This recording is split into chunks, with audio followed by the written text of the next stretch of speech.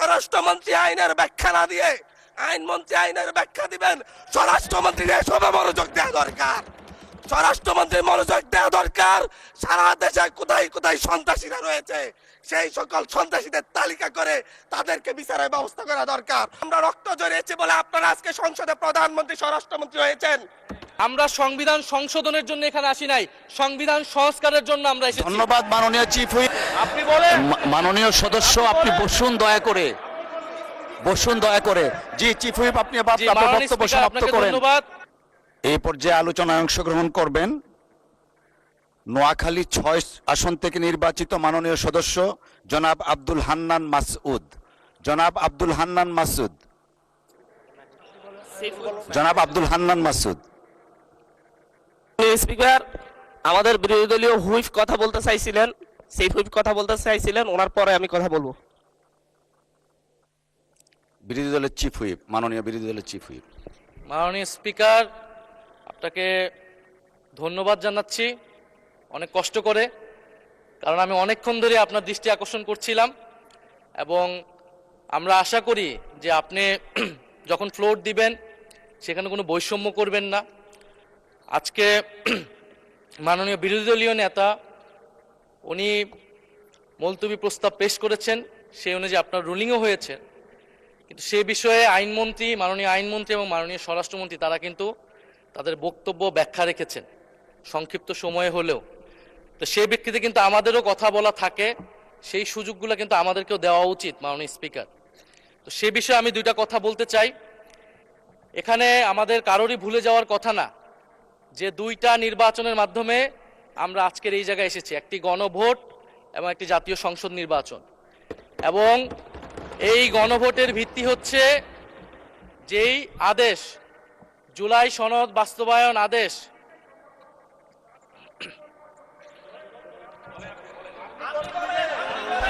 আপনি বলেন। মাননীয় সদস্য আপনি বসুন দয়া করে, বসুন দয়া করে। জি চিফ হুইপ আপনি জি, আপনার মাননীয় বক্তব্য স্পিকার, সমাপ্ত আপনাকে করেন। ধন্যবাদ। মাননীয় স্পিকার, তাহলে আমরা আর এখানে না থাকি, আমরা তাহলে আর দরকার নেই। মাননীয় চিফ হুইপ আপনার মাইক অন আছে, প্লিজ ডু কন্টিনিউ। মাননীয় স্পিকার, আমাদের বক্তব্যটা হচ্ছে খুবই সুস্পষ্ট, যেখানে বারবার বিভিন্ন বক্তব্যে আমাদের যে গণভোট হয়েছে, গণরায় হয়েছে, গণভোটের আদেশ ছিল, সেই আদেশকে অমান্য করা হচ্ছে, সেই আদেশকে অসাংবিধানিক বলা হয়েছে, যার ভিত্তিতে আমরা এখানে এসেছি সেটাকে মাননীয় অসাংবিধানিক বলা চিফ হচ্ছে। হুইপ আপনার এটা- স্পেসিফিক কিছু থাকলে বলেন, আর আমি না খুবই হলে specific ভাবে আপনাকে বলছি। ফ্লোর দেয়া হয়েছে। মাননীয় স্বরাষ্ট্রমন্ত্রী তার বক্তব্যে বলেছেন সংস্কার কমিটি করার প্রস্তাব না, এনেছেন। ধন্যবাদ, এইটা ম্যাটারটা রিজলভ হয়ে না, না, গেছে। না, ইনি এটা বলতেই পারেন না, কারণ আমরা গণভোটের আদেশে গণভোটে অংশগ্রহণ করে সবাই আজকের এই জায়গায় এসেছি। আমরা সংবিধান সংশোধনের জন্য এখানে আসি নাই, সংবিধান সংস্কারের জন্য আমরা এসেছি। ধন্যবাদ মাননীয় চিফ হুইপ। এবং মাননীয় সংসদ আইনমন্ত্রী সদস্য আমাদেরকে জনাব হান্নান হজ মাসুদ, করতে বলেছেন, আপনি হজ, আপনার লজ, অসমাপ্ত বক্তব্য সমাপ্ত শুরু করুন। নিয়ে আসতে বলেছেন, সেটার জন্য আমাদের সংবিধান। ধন্যবাদ, ধন্যবাদ মাননীয় চিফ হুইপ। জাতীয় সংসদের মাননীয় সদস্য নোয়াখালী ৬ আসন থেকে নির্বাচিত জনাব আব্দুল হান্নান মাসুদ, আপনি আপনার অসমাপ্ত বক্তব্য সমাপ্ত করুন। ধন্যবাদ মাননীয় স্পিকার। একটু একটু একটু ধৈর্য ধরেন, মাননীয় ওনার বক্তব্যটা স্পিকার, শেষ হোক। আমি একটু বসেন, আব্দুল বক্তব্যটা হান্নান শেষ হোক মাসুদ ওনার। এখানে দাঁড়িয়েছি নিপীড়িত, লাঞ্ছিত, বঞ্চিত মানুষের প্রতিনিধি হয়ে কথা বলতে। আমি এসেছি। ওনার বক্তব্য ৬ মিনিট। মাননীয় স্পিকার, আমি বুঝতে পারছি না সময়গুলো কিভাবে বন্টন করা হয়। সরকার দলের হলো 8 মিনিট, বিরোধী দলের হলো 6 মিনিট, এভাবে তো কথা বলতে পারবো না। মাননীয় স্পিকার, পাশাপাশি আমি এই সংসদের সর্বকনিষ্ঠ এমপি, বাংলাদেশের ইতিহাসের সর্বকনিষ্ঠ এমপি। আমি এখানে দাঁড়িয়ে আপনারা যে জেনজির কথা বলেন, সেই জেনজির প্রতিনিধি হয়ে আমি সংসদে কথা বলতে আসছি। আপনি যদি বলেন যে জেনজিরা কি চাই, আমি বলছি জেনজিরা 72-এর সংবিধান আর চাই না। আপনি যদি বলেন জেনজিরা কি চাই, আমি বলতে এসেছি জেনজিরা এটাই চাই, স্বাধীনতার 30 বছর পরে জন্ম নিয়ে আমার মতো যারা সন্তানরা রয়েছে তারা কেন ভোটাধিকার পাই নাই তার জবাব চাই। আমরা তো স্বাধীন বাংলাদেশে জন্ম নিয়েছি। মাননীয় স্পিকার, আমাদের কি ভুল ছিল আমরা তো নতুন মানচিত্র পেয়েছি, আমরা তো নতুন পতাকা পেয়েছি, আমরা নতুন সীমানা পেয়েছি।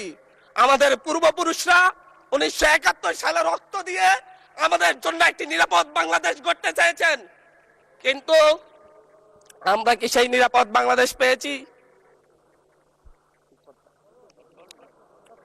আমরা কি সেই নতুন বাংলাদেশ পেয়েছি? আমরা তো সেই নতুন বাংলাদেশ মাননীয় স্পিকার পাই নাই। 71-এ 30 লক্ষ মানুষ শহীদ হয়েছে, জীবন দিয়েছে, তাদের পরবর্তী সন্তানরা যেন নিরাপদ বাংলাদেশে ভোটাধিকার পায়, যেন রক্ষী বাহিনী না হয়, যেন ভোটাধিকার পায়, যেন আবার দুর্ভিক্ষ না হয়।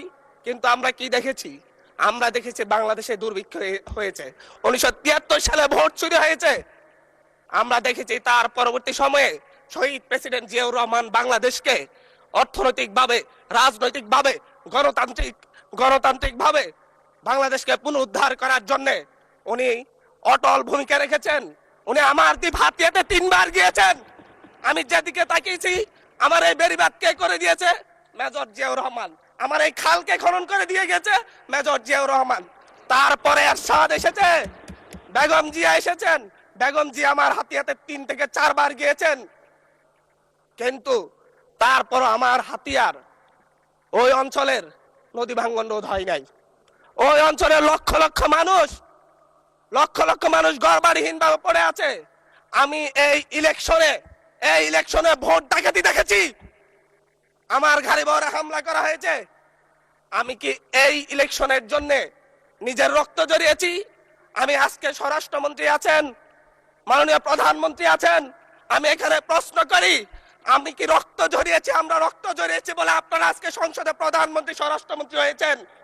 নগদ নিয়ে এলো হার না মানা হার অফার। সর্বনিম্ন 10,000 টাকা রেমিটেন্স নগদে পাঠালে থাকছে স্বর্ণের হার জেতার সুযোগ। রক্ত ঝরার পরে, রক্ত ঝরিয়ে গুলিবিদ্ধ হয়ে 3 দিনের মাথায় গুলিবিদ্ধ হয়ে, দয়া করে 3 থামুন। দিনের মাথায় মাননীয় সংসদ যখন সদস্য, আপনার 144 বক্তব্য ধারা অব্যাহত জারি ছিল, রাখুন। 144 ধারার মধ্যে আবার নিজেই গুলিবিদ্ধ পা নিয়ে বের হয়ে গিয়ে সংবাদ সম্মেলন করে বলেছি আবার রাস্তায় নামুন, হাসিনা পতন হতে হবে। আমরা বলেছি নতুন বাংলাদেশ দিব। আমরা নতুন বাংলাদেশ আবার প্রতারণার রাজনীতি দেখতে চাই না, প্রবঞ্চনার রাজনীতি দেখতে চাই না। যেই গণভোটের পক্ষে আমাদের মাননীয় প্রধানমন্ত্রী প্রচারণা চালিয়েছেন, যে আদেশের পক্ষে মাননীয় সরকার দলীয় সংসদ সদস্যরা প্রচারণা চালিয়েছেন, আজকে এখানে এসে কেন এটা নিয়ে আবার দীর্ঘ আলোচনা হতে হবে? আমরা 90-এর গণঅভ্যুত্থানের কথা বলে যাই নাই। 3 জোটের রূপরেখা হয়েছে, বাংলাদেশ গণতান্ত্রিক ভাবে উত্তীর্ণ হবে কথা দেওয়া হয়েছিল, কিন্তু 94 সালের মাগুরার নির্বাচন কারা আয়োজন করেছিল? কারা 94 সালে মাগুরার নির্বাচন আয়োজন করেছিল? আজকে আবার এই সংসদে দাঁড়িয়ে আবার এমন একটা ব্যবস্থা নিয়ে যাচ্ছেন, আরেকবার যে মাগুরার নির্বাচন আয়োজন করবেন না, এর নিশ্চয়তা কে দিবে? এর নিশ্চয়তা কে দিবে? আমি আমার সবচাইতে কম বয়সী প্রার্থী হিসাবে নিজের প্রার্থীটা জমা দিয়ে এলাকায় গিয়েছে প্রচারণা করতে। 3 বার হামলা শিকার হতে হয়েছে। আমি সংসদ সদস্য হিসাবে এলাকায় গিয়েছি, সেই জায়গায় আমার উপর হামলা করেছে, সরাসরি ভিডিওতে দেখা গিয়েছে। অস্ত্র নিয়ে, দেশীয় অস্ত্র নিয়ে আমাকে কোপাতে আসা হয়েছে। তারা কারা? ওরা তো তারাই যাদের প্রত্যেকের হাতে বিএনপি দলীয় নেতা কর্মীদের রক্ত লেগে আছে, প্রাণ লেগে আছে। এই বিশ্বাসঘাতকতা মাননীয় স্পিকার, এই রাষ্ট্র আর সইবে না। আপনারাও সইতে পারবেন না। বিশ্বাসঘাতকতার মূল্য এই দেশে আবার দিতে হবে আপনাদেরকে। আপনারা যারা আপনাদের ভাইদের রক্ত জড়িয়েছে, খুন করেছে, খুনের মামলা আছে, তাদেরকে আবার পুনর্বাসিত করে আমাদেরকে খুন করার জন্য লেলিয়ে দিচ্ছেন। চট্টগ্রাম থেকে এক সাংগঠনিক নেতাকে পাঠিয়েছে অস্ত্র সহ আমাদের লোকজনের উপর হামলা করতে। ভোটের দিন সকালবেলা থেকে প্রত্যেকটা ভোট কেন্দ্রে অস্ত্র দিয়ে মহড়া দিয়েছে। 30টা ভোট কেন্দ্রে এনসিপির প্রার্থী, বিএনপি 2 জন বিদ্রোহী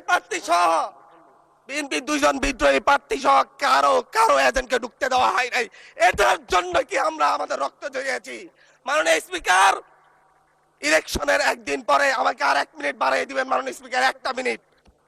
মাননীয় স্পিকার, ইলেকশনের পর দিন এক নারী অভিযোগ করেছেন, এক নিরীহ নারী, ওনাকে ধর্ষণ করা হয়েছে শুধুমাত্র শাপলাগুড়িতে ভোট দেওয়ার কারণে। 1 ঘন্টার মধ্যে এক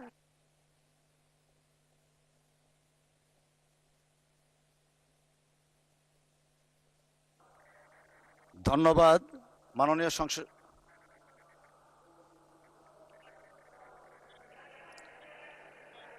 আচ্ছা ঠিক আছে, 1 মিনিটের মধ্যে সংক্ষিপ্ত শেষ করবেন, 1 মিনিট। মাননীয় স্পিকার, একজন ভুক্তভোগী নারী অভিযোগ করেছে ওনাকে ধর্ষণ করা হয়েছে শাপলাগুড়িতে ভোট দেওয়ার কারণে। সার্কেল এসপি 1 ঘন্টার মধ্যে বলেছে এই ধরনের কোনো ঘটনা ঘটে নাই। আজকে 42 দিন পার হয়েছে, এখনো ডিএনএ রিপোর্ট আসে নাই। মামলা নিতে 3 দিন দেরি হয়েছে। সিভিল সার্জন অফিস তদন্ত কমিটি করে দিয়েছে, তদন্ত কমিটির রিপোর্ট জমা দিয়েছে, ভুক্তভোগী নারী জানে না তার তদন্ত রিপোর্ট কি এসেছে। এই ভয়াবহ পরিবেশ তৈরি কারা করছে? আমার মনে হয় স্বরাষ্ট্রমন্ত্রী আইনের ব্যাখ্যা না দিয়ে, আইনমন্ত্রী আইনের ব্যাখ্যা দিবেন, স্বরাষ্ট্রমন্ত্রীর এসবে মনোযোগ দেওয়া দরকার। স্বরাষ্ট্রমন্ত্রীর মনোযোগ দেওয়া দরকার। সারা দেশে কোথায় কোথায় সন্ত্রাসীরা রয়েছে সেই সকল সন্ত্রাসীদের তালিকা করে তাদেরকে বিচারের ব্যবস্থা করা দরকার। স্বরাষ্ট্রমন্ত্রীর উচিত ধন্যবাদ মাননীয় সদস্য। নেতা কর্মীরা হত্যার শিকার হয়েছে তাদের বিচারের ব্যবস্থা করা দরকার। ধন্যবাদ মাননীয় সদস্য।